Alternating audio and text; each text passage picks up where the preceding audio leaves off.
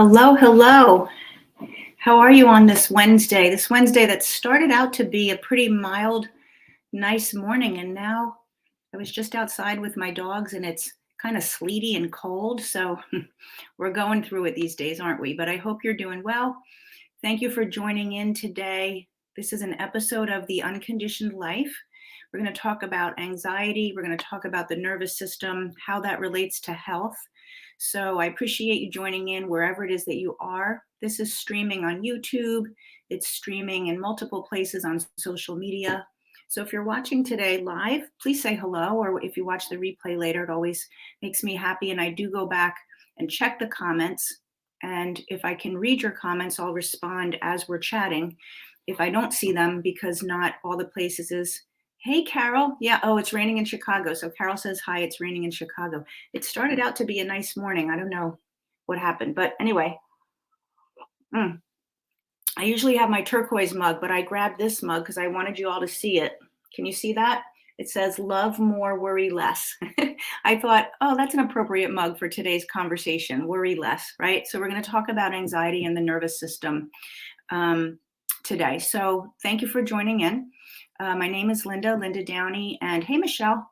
Oh, Michelle, good. I just responded to you in Messenger.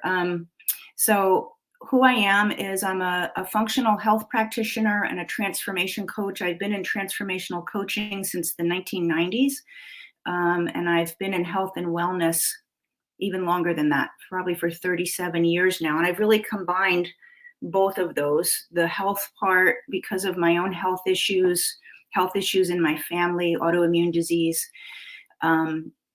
was very, very important to me. And I was very passionate about health and wellness. And now what's so amazing is that we're really seeing in our current scientific research the connection between how we think and live our life and our health. I think for many, many years, the way that our culture anyway looks at the body is it's kind of separate from how we think and feel. And so we've just addressed our physical body. And if you get an illness, then you're you and you got an illness. But really, whatever illness you have is an expression in your physical body of how your nervous system is working and how your thoughts and feelings are predominantly leading your life. And then it shows up in your physical body. So if that's a new thought for you, if that's like, wow, I never heard that before, chew on it and let me know what you think. Does it resonate? Does it seem weird? If it's not a new thought and you've been hearing that around and about, or maybe it's the perspective that you do really choose to live your life by, I would love to know that too. So it is the way. There's a lot of research. I think Southeastern Medical Center has identified and works with cellular memories. Those are memories that are stuck in our bodies at a cellular level. A lot of energy work. And the energy really is determined by our nervous system. So let's dive into exactly the topic that I said we would go into today, which is anxiety and the nervous system. So before we do that, I just want to give you an overview of your nervous system, because if you understand how it works pretty well, this will make a lot more sense to you. So think of your nervous system as like the chief operating officer of a company, right? Or a building. Let's say your company, your job, corporate job in a building, and the COO is in charge of how the company runs.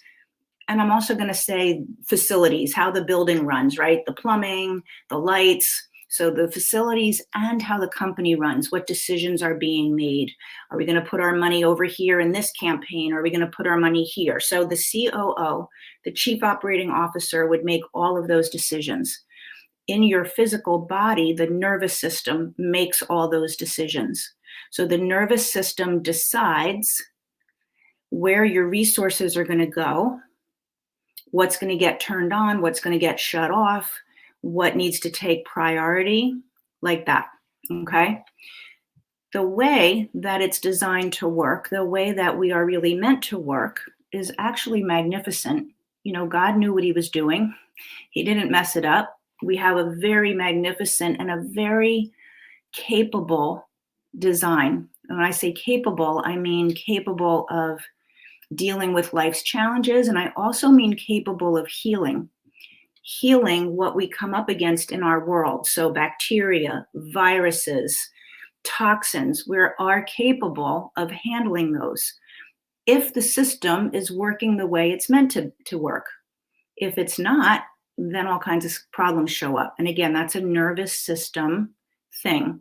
And when our nervous system is triggered to a place that doesn't serve us, that's when we're in anxiety, when we're feeling anxiety and worry all the time. So you have this operating system, and there's two branches, okay? So the COO is the nervous system. He's going to have two managers working for him. Let's say I'm going to use two different, John and Robert, so I don't say John and Jim and then mess it up. Okay, John and Robert.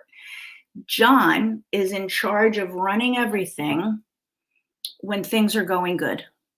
So when there's plenty of business flowing in, there's plenty of finances and resources, the building has all been checked and cleared and everything's up to date and good, John's in charge. When something happens, like out in the environment, there's a storm and now the building's been hit, or something happens in marketing and we need to put a whole bunch of money somewhere else, that a campaign didn't go well, whatever it is. Now Robert's in charge. And so all the resources go to Robert. And Robert's job is, let me handle this dilemma. Let me handle this problem. And so what Robert does is takes away resources that he thinks are not important at the time. The bigger importance is to fix the hole in the roof from the hurricane, or the bigger importance is to stop the money going out in a campaign that didn't work, like that, right? In your body, you have John's branch would be the parasympathetic branch of your nervous system. That's the branch that works when things are good. That's the branch that governs digesting your food and all of the parts of your digestive system. Your liver is part of your digestive system. It detoxes out and pulls stuff out of your body and then sends it to be excreted out through digestion and elimination, right? Your endocrine system, those are your hormones. So reproducing, having healthy babies, also having balanced hormones, which helps our metabolism, having headaches, everything in our body, right? The hormonal system. So John is in charge of that. The parasympathetic part of the nervous system is in charge of that. And when everything's running the way it's meant to, everybody gets what they need. So I just named a couple of the systems, but the immune system, that's a critical one. The immune system. And what happens is all of the cells in the system are open and receiving light. This is now going back to energy, which I mentioned at the beginning of the conversation. We are beings of energy. We are beings of light. That's why we cannot live on a planet that doesn't have a sun. The sun gives our physical bodies, our cells, light information, and the cells are open and receiving it. And when they receive the light information, they will do what they need to do. They will function. Your immune system will function. Your cells will get rid of their waste products, right? That's what they're meant to do. Open and full of light. This is important. Okay. I'm not just mentioning it for whatever. It's actually important, and you'll see why. So, and this is where my training as a functional health practitioner, like when I really went back to, I was diagnosed with 4 autoimmune conditions, 4, okay, not 1, 4, starting in my 20s. I don't have any symptoms of any autoimmune conditions now. So as I started to learn this was critical about how the cells need to be open, how they need to be able to receive light to do their job, and how the nervous system, when it's in rest mode, is able to govern your body in that way. Now, when we go into Robert's side of the show, when Robert's running everything based on an emergency or a calamity, that part of your nervous system is the sympathetic nervous system. That's when your brain says, oh my goodness, there's a problem. We have a major problem. We need to address it now. It is the most important thing. So now the parasympathetic branch shuts down, the sympathetic branch turns on. And when that turns on, all of those other systems that were receiving the resources of the company don't get their resources anymore. There's no more budget in all the different departments. There's no resources. So digestion slows down, stops, gets inhibited. We're not digesting our food well, which shows up as constipation, bloating, gas, out of balance bacteria. We're not absorbing our nutrients out of the food. So now we have nutrient deficiencies and fatigue and all those other things. The endocrine system gets disrupted. When we're producing cortisol, when Robert takes over, when the sympathetic nervous branch kicks in, cortisol goes up. And when cortisol goes up, we need cortisol. It's an important hormone in the body in the appropriate amounts at the appropriate time. But when it kicks up, it inhibits thyroid hormone. It actually disrupts the metabolic pathway of thyroid hormone. It actually disrupts the liver. It disrupts a lot of different things because the body says, this is what we're in emergency. We're running from a tiger, fight or flight. We need to handle this now. So cortisol disrupts all of that. That cell open to the light, receiving information from the sun in order to do its job, closes. So the cell, it's called cell danger response. It's a biological response, CDR, cell danger response.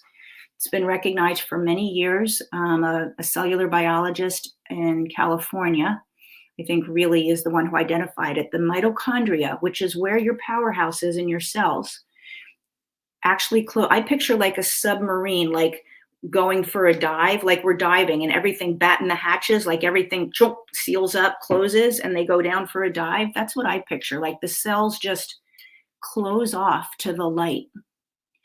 And when that goes on for a long enough period of time, when the systems are not getting their resources, the immune system says, okay, I'm not going to fight this virus and this bacteria right now because you need resources to handle this hole in the roof or whatever it is you're dealing with, to handle the fight or flight response that you're in.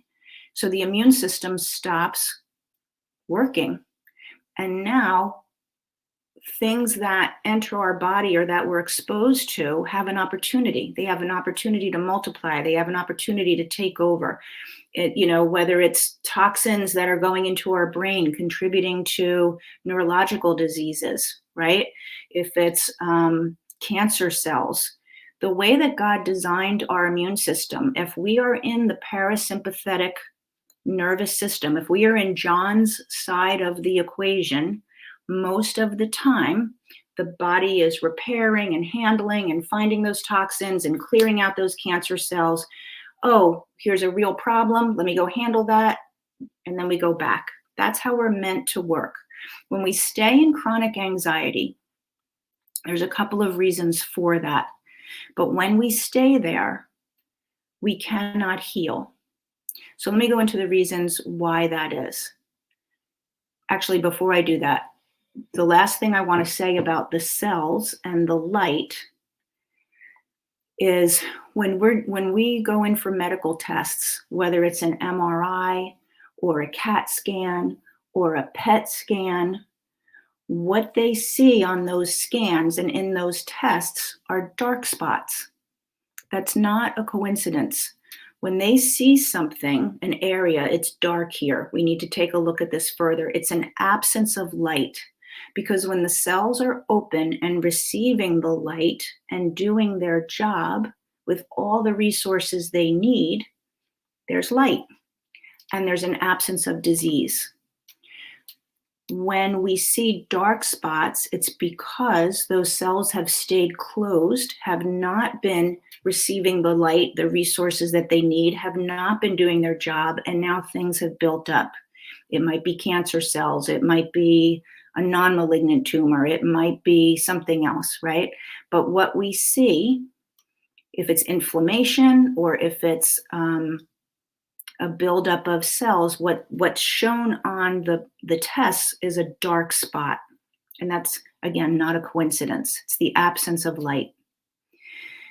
So when we stay in chronic anxiety, there's a couple of reasons why that is. The first thing is our brain is really designed to protect us. So it's looking for a problem. That's its role, right? Let me make sure I protect. If you had things very early in your life that showed up as problems, whether it was messaging from your parents, no, no, no, don't touch that. Nope, that's not safe. Nope, whatever. Or a lot of anger in your house, whatever it was, that your brain, your tiny little 1-year-old, 2-year-old, 4-year-old brain noticed and focused on, there's a problem that I need to protect myself from. It might be a problem like I need to protect myself from other people in the house. It might be just the messaging in the house that the world is not safe, whatever it is. But the brain starts to get that and starts to go down and develop neural pathways that keep seeing the problems.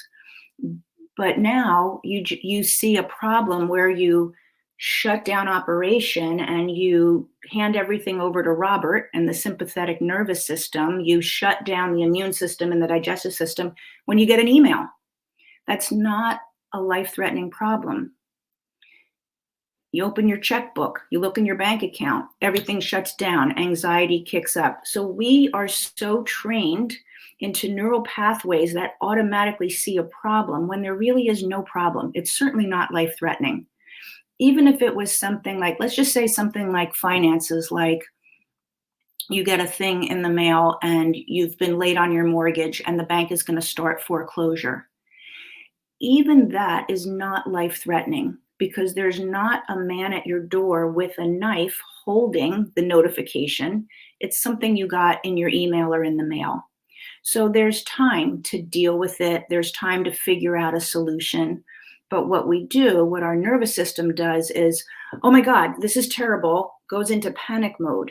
And when you're in panic mode, not only are you shutting everything off from the systems of your body, like the immune system and the digestive system, but you're also shutting off the parts of your brain that will figure out solutions, problem solving, the parts of your brain that are creative, the parts of your brain that communicate well. You completely go into reactive, we call it reptilian brain. You go into that part of the brain and there's no reason to because your life is not threatened. And if you could actually stay in the part of your nervous system with normal functioning, you could figure it out. And you have the 6 weeks until the bank is actually going to foreclose, or even the 10 days, but you could figure it out. You could come up with, what do I need to do here? What makes the most sense for me? What do I need to communicate? But you can't do that when you're in reaction. And we take everything. This is one of the biggest reasons why, as a culture, you look around, there's so much health issues. The Center for Disease Control, the CDC, says that 80% of all disease has a root cause of stress. Now, the people in the medical universities that are studying it actually say it's more like 95% of all disease, neurological, autoimmune, cancers, any chronic health issues. 95%, the main root cause is stress. And if you've heard the main root cause is inflammation, that's true. Stress causes inflammation because when the body recognizes they're a problem, it sends out those soldiers to fight the problem. When you have a cut, you get inflamed, right? It gets red and swollen. That's what's happening in your body, in your blood vessels, in your tissues when you're staying chronically stressed. So, number one, we develop patterns of thinking when we're very, very young. And now those patterns are really set. So I have clients all the time who start working with me. A big reason that they start is anxiety. And they'll say, I've had anxiety all my life. I've had anxiety for at least 50 years. sometimes I don't even know why I'm anxious. Like when I look at my life, it's actually not really a bad life. Like I'm okay financially, I've got a partner, whatever. And yet sometimes I wake up with a panic first thing in the morning. There may be things that they know are the problem. I definitely have worked with that too. And in my own life, if you know me, my daughter passed away. I've had the loss of a child. I've had infidelity in my marriage. That wasn't my infidelity. Um, so I've been the receiver of that. My daughter passed away after 15 years of medical catastrophic illness. So I have also lived in the moment of circumstances that would cause high levels of anxiety. It doesn't matter whether you can identify the thing or whether you don't really know why you're anxious. It's still a way of thinking and perceiving that makes all the difference. And we have to rewire that. We have to change those neurological pathways, which is the wonderful thing about the brain because it is plastic. I don't care. And I have some clients who are in their 70s and they'll tell you they changed the way they think, even though it was 70 years in the making. It doesn't matter. You can always change those. Hi, Victoria. Thanks for saying hi. You can always change your neural pathways. So that's the first thing. We have to change how you think. The second thing is we have to teach your body how to give John back the reins. Robert's been in charge. The sympathetic nervous system has been running the show. Vroom, vroom, vroom. Fight or flight automatically. And your body doesn't remember how to go back to calmness. That's something that needs to be also retrained. And there's a physiology to it. So the energy, if you remember, I mentioned energy when we first started, and I'm also now going to tie it back to the light in the cells. Light has a frequency, right? It's an energy frequency. We see light with our eyes. When the conditions are perfect, we see a rainbow, right? We can see the light of the rainbow in the spectrum. The conditions have to be right. So there's a ton of light that we don't see with our eyes, but the light spectrum is there. The energy spectrum is in our body. When the cells close down as a result of that fight or flight response, there's an energy frequency happening in the body that we need to shift. If you don't change that energetic frequency, you can't heal. You can't, because that energetic frequency is moving throughout the cells and it's keeping them in that cell danger response. The frequency to heal that is really the frequency that's opposite of that. And the opposite of fear is love. But when people are so trained in their mind to be worried about things, to have anger, to be seeing everything as a problem, it's difficult to get love into your body at a cellular level and to hold it for a long enough time to actually start to heal. That's why the changing of the thought patterns has to happen. Because if you don't do that 10 times a day, by the time you have your morning coffee, you've had how many thoughts that are already negative, that are already depleting, that are already putting you back into fight or flight. We have to rewire those so that you can hold a frequency of light and of love into your cells, keeping them open and allowing them to heal. That's the way your body works. So I see some people who are saying hello. Thank you so much. So Carol's here, Michelle's here, Victoria. There might be some other people in some of the other spots that I can't see. If that makes sense to you, let me know. If you have questions about that, let me know. But that is the work that needs to be done. And I came to this work out of a commitment to heal my body and to not have a fifth autoimmune disease diagnosed. And not only to not have a fifth one, but to actually live better than the survival and the coping that I was living with the other ones. I had ulcerative colitis. I had both kinds of thyroid autoimmunity, Graves' disease and Hashimoto's. The ulcerative colitis rosacea. I had Lyme disease, which is now being recognized by a lot of people as autoimmune. So that was my original commitment, was to help my physical body get back to the way I wanted to feel living in it. It's the only body I've got, right? I don't want to be in pain. I don't want to be exhausted, all of those things. But as I pursued that journey, what I learned was the energetic and emotional component that, frankly, I'm just so thankful to have learned, because it's great to be in a healthy body, but it's not great to be angry. So even if you have enough energy to get up and go for a walk, but if you're still angry and the people that live in your household, you don't have conversations with them and your relationships don't work, it's kind of like still a really big problem in my book. So actually understanding my fight or flight and where I was working against myself and not giving myself and my physical body, but also my relationships and my joy, I wasn't giving them the ability to even be seen, let alone thrive, until I took all of the components. So that's why it's so important to really understand all of it. If you have anxiety and you don't know why, it's probably been a long held, it becomes a habit, like just an automatic neural pathway. It also becomes an automatic way of thinking that needs to be rewired. And if you have really big things that you just haven't been able to get over, a divorce, a loss, something that happened unexpectedly, that also can be a catalyst and a jumping off to like better results than you ever thought. But you have to understand how to see it that way. So yeah, Victoria, makes sense. Thank you. I need to reverse your auto. Yeah, you can. You can, Victoria.